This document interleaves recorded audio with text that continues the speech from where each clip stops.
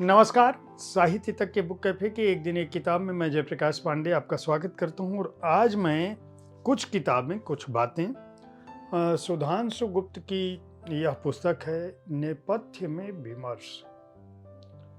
साहित्यिक समीक्षाएं जो सुधांशु गुप्त ने पिछले काफ़ी समय से की है और विविध विधाओं की पुस्तकों पर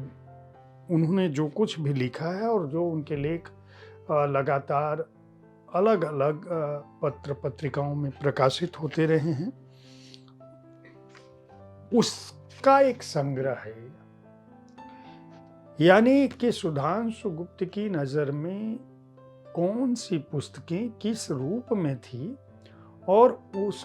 पर उन्होंने क्या कुछ कहा, क्या कुछ लिखा, क्या कुछ समझा, यह पुस्तक उसी की बानगी है। नेपथ्य में विमर्श, कुछ किताबें कुछ बातें में सुधांशु गुप्त यह बताने की कोशिश करते हैं कि हाल के दिनों में जो पुस्तकें लिखी गई हैं, दरअसल उन पुस्तकों में है क्या।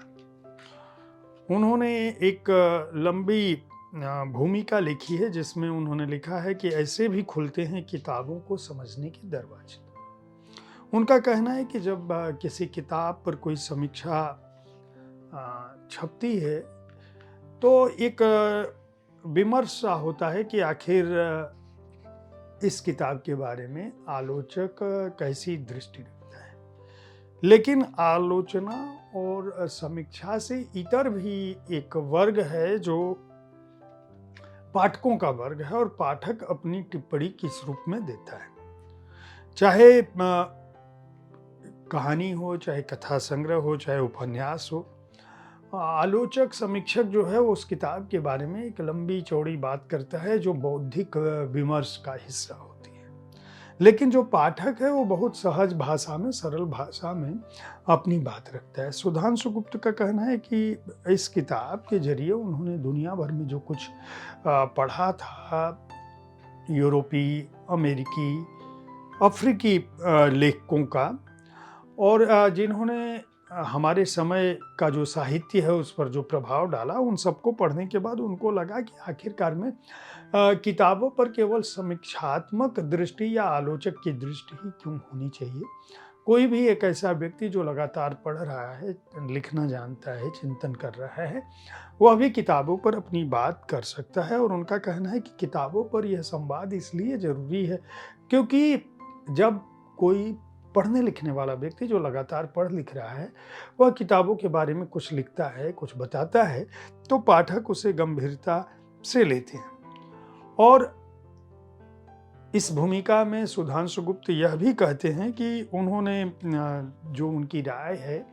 पुस्तकों पर, उपन्यासों पर, कहानी संग्रहों पर, विशेषकर जो युवा लेखक हैं, जिन्होंने युवा इस लिहाज से कि समकालीन दौर में जिनकी पुस्तकें आई हैं, तो इस पुस्तक में उन्होंने अलग अलग खंडों में जो किताबें पढ़ी हैं उन पर जो लिखा है उसको समेटने की कोशिश की है। साहित्य का ग्लोब जो है उसमें उन्होंने जिन लोगों की कृतियों पर लिखा है उसमें Sushant Priya, Anil Janmejay, Prakash Parihar, Jack London, Ballabh Siddharth, Suresh Salil, Yadvendra, Neelav, George Orwell, Lydia Avilov, Shrivilas Singh, इनकी विविध कृतियों पर जो कुछ इन्होंने लिखा था। इसी तरह से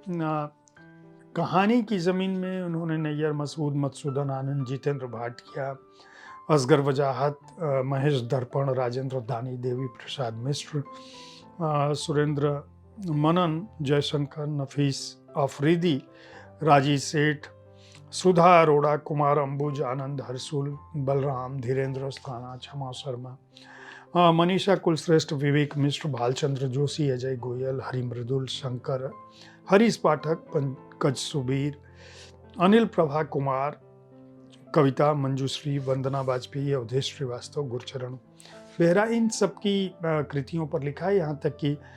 ऋत्विक घटक की कहानियों की जो पुस्तक आई थी और हरीश पाठक की कत्ल की रात जो उन्होंने संपादित की थी पुस्तक, उस पर भी लिखा है। कहानी का नया चेहरा में उन्होंने तमाम उन रचनाकारों को लिया है जिनकी कृतियाँ न केवल पाठकों के एक बड़े वर्ग पर अपना प्रभाव डालती रही, बल्कि जिनकी अपनी आज भी चर्चा उनकी कृतियों की होती है, जिसमें मिथिलेश प्रियदर्शी, अनुकृति उपाध्याय, उपासना तरुण भटनागर, आकांक्षा पारिकासु, सुषमा गुप्ता, सिनीवाली की गुलाबी नदी की मछलियाँ, मन्नत प्रज्ञा का मन्नत टेलर्स जो है उसकी बात की है, तस्नीम खान, सुशांत प्री, निधि अग्रवाल, नवनीत नीरव, दिव्या शुक्ला, सवाहत आफरीन, शिरीष खरे, संदीप मिल, योगिता यादव, इनकी जो कृतियां हैं, चाहे वो नदी सुंदरी हो, बोलकास्ट का, उनकी बात की है। उपन्यास की अंतर कथा एक बड़ा हिस्सा है जिसमें उर्मिला शिरीष से लेकर ऋषिकेश सुलभ, आनंद हर्षुल, विवेक मिश्र, अल्पना मिश्र, अनिल प्रभा कुमार, रूप सिंह, शिव कुमार शिव, कृष्ण कल्पित, महेश दर्पण, प्रियम्बद, मृदुला गर्ग, गीतांजलि श्री, गीत चतुर्वेदी, केशव रेड्डी, इन तमाम लोगों को, मतलब हमारे समय में जितने भी महत्वपूर्ण रचनाकार हैं, जितेंद्र भाटिया की किताब सोचो साथ क्या जाएगा 4 खंडों में आई थी, उस पर भी इन्होंने लिखा है। तो सुधांशु गुप्त अपनी इस पुस्तक में अलग अलग लेखों के माध्यम से जो बातें लिखे थे, जो पत्र पत्रिकाओं में छपा था,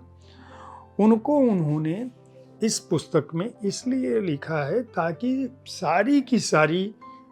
उनकी बातें, पुस्तकों पर जो उनकी अपनी राय है, वह एक जगह पर आ जाए। उनका ये भी दावा है कि ये परंपरागत आलोचना से इतर पुस्तक है और यह केवल यह बताने की कोशिश करती है कि किसी लेखक विशेष ने, रचनाकार ने, सृजनकर्ता ने अपनी पुस्तक में किस तरह की कहानी, किस तरह की कथा, किस तरह की रचना भूमि सृजित की है और सुधांशु गुप्त उस पर किस तरह का विमर्श देते हैं, किस तरह की दृष्टि डालते हैं और किस तरह से उस किताब के बारे में अपनी बात कहते हैं।